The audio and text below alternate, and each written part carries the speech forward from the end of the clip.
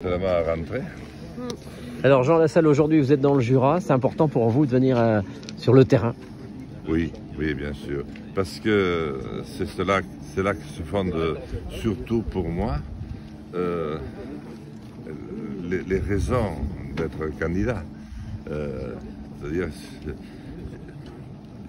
pour moi, c'est un travail qui est absolument nécessaire.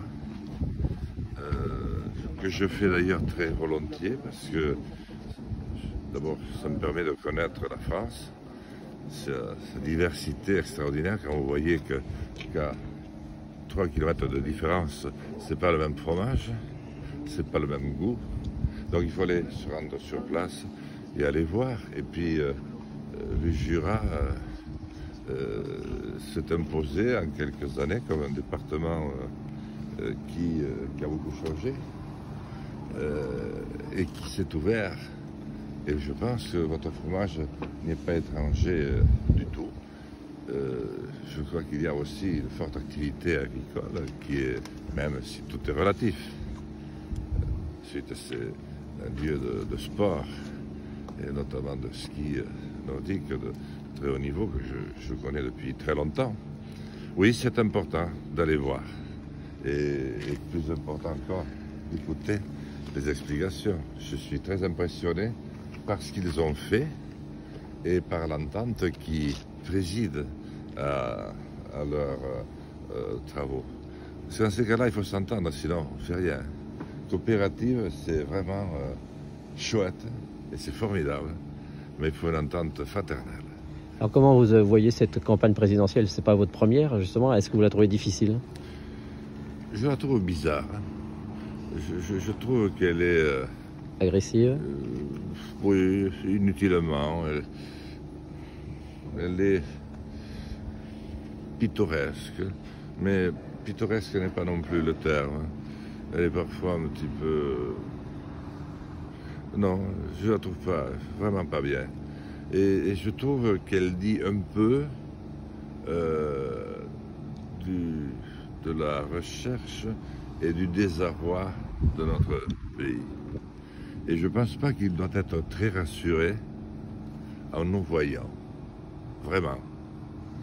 Parce que ce serait peut-être attendu, éventuellement, parce qu'on lui propose quelque chose qui ait du sens, qui est un fil conducteur, qu'il comprenne, qu'il devine qu'il y a peut-être un futur. Et comment on y va. Voilà. Mais si vous arrivez à avoir... Je suis candidat, je n'arrive pas à tout piger. Vous, peut-être, vous êtes des observateurs avertis, mais vous êtes vraiment très fort. Parce que c'est pas du tout le sentiment qu'on donne. C'est pas le sentiment qu'on donne. Puis ça s'inscrit dans un contexte très difficile. Le monde est en changement très profond, mais c'est pas uniquement donc la France, c'est l'Europe dont vous voyez les hauts et les bas, le monde entier. On ne peut pas dire qu'il y a un lieu où vous auriez envie de partir tout de suite parce que vous avez l'impression que tout est bien. Donc non, c'est pas une bonne campagne. Je ne sais pas si elle va s'améliorer sur la fin. Je trouve des candidats surprenants, dont je fais partie certainement. Vous avez quand même 2% et vous avez presque tous vos parrainages. Oui, les parrainages ça va, et pour moi c'est très important parce que c'est les maires et c'est les élus au suffrage universel de notre pays. Vous savez, on a parlé pendant cette campagne, il y en a, surtout ceux qui n'arrivent pas à les avoir, en disant oui, c'est pas un bon principe de sélection, mais qu'est-ce qu'il pourrait y avoir comme meilleur principe? C'est le maire est le plus proche d'entre nous de l'électeur citoyen. C'est lui qui est à portée de gifles, s'il doit y en avoir. C'est lui qui est à portée de compliments, mais il n'arrive pas souvent non plus. Mais c'est lui qui rassure en permanence.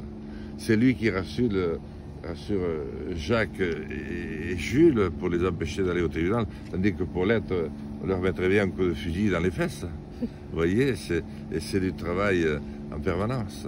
Donc, que ce soit des maires, des conseillers départementaux, c'est surtout les maires, vous imaginez 35 000 maires, et un vivier de 44 000 parrains potentiels, eh bien, je trouve que c'est la meilleure et de très loin moyen de sélection. Vous avez vu, on a essayé,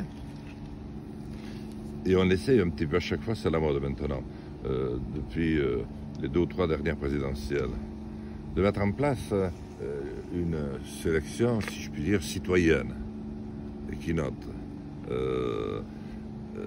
Il y a quand même 500 000 Français qui ont été votés. Intéressant, 500 000, c'est un demi-million. Et celle qui en est issue, 2 jours après, était en train de passer un accord avec un autre candidat. Avec les maires, ça ne risque pas de se produire, parce que vous savez, le maire, avant de donner le feu vert, il observe. Puis le maire, il a un conseil municipal, pas seul. Et c'est difficile aujourd'hui, parce que sa démarche n'est pas anonyme, elle est publiée au journal officiel. Et je trouve que c'est, dans le fond, très bien, parce que quelque part, ça met le maire à l'aise.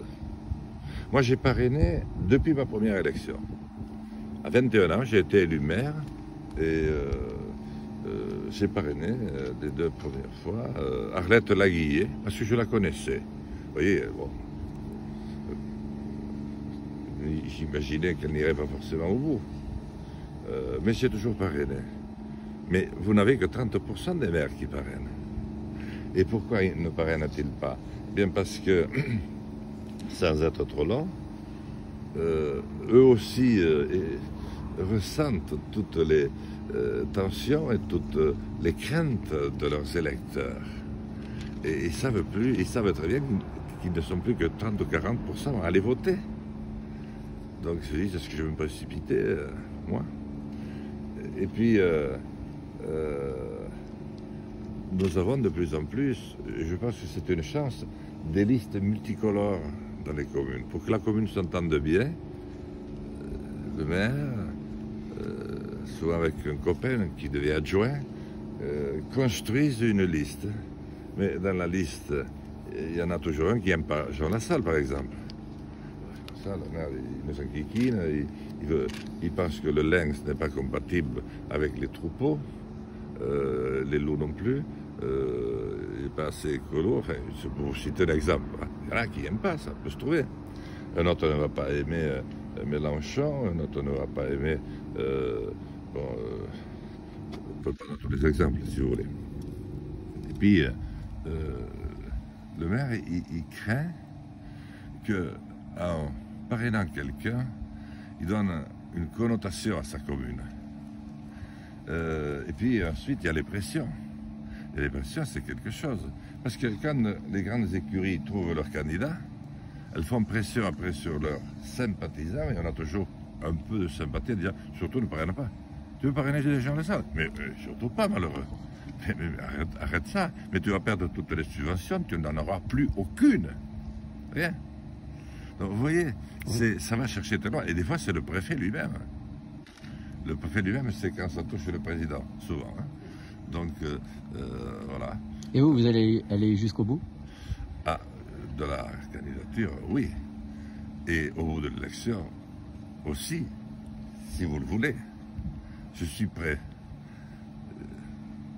Emmanuel est quand même très fatigué. Trop de travail et peu de résultats quand même. Surtout pour l'agriculture. Hein. Et au cas où, soutiendrait qui au 2e tour? Ah, je ne réponds pas à ce type de questions, parce que vous êtes trop averti en tant que grand journaliste pour savoir, tout d'abord, à quoi vous donnez autant de mal, parce que je suis encore en train de me donner du mal. J'ai 550 directrices de campagne là, Dalila, 550 promesses de parrainage. Mais il en faut 100 de plus pour être sûr et certain qu'on ne m'en fasse pas tomber au dernier moment, parce que ce maire signe une promesse de parrainage, mais après, il a tout un boulot à faire. Le préfet lui envoie un formulaire, et attention, c'est un peu costaud, hein. Et il faut qu'il le remplisse, pas une seule faute d'orthographe, rien.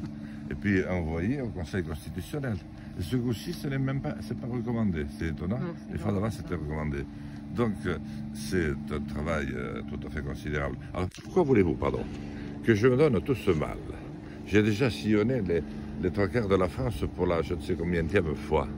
Pour dire, je fais tout ça parce que j'ai un petit bonheur caché, c'est de me désister pour un tel ou pour un tel. Ils peuvent attendre. Vous avez des appels du pied d'autres candidats pour les rejoindre ou pas? Non, pas à 1%, on n'en est pas beaucoup. C'est maintenant, si je monte un peu. Non, à 1%, on vous regarde plutôt avec commisération. Vous savez, en disant, oh, le pauvre.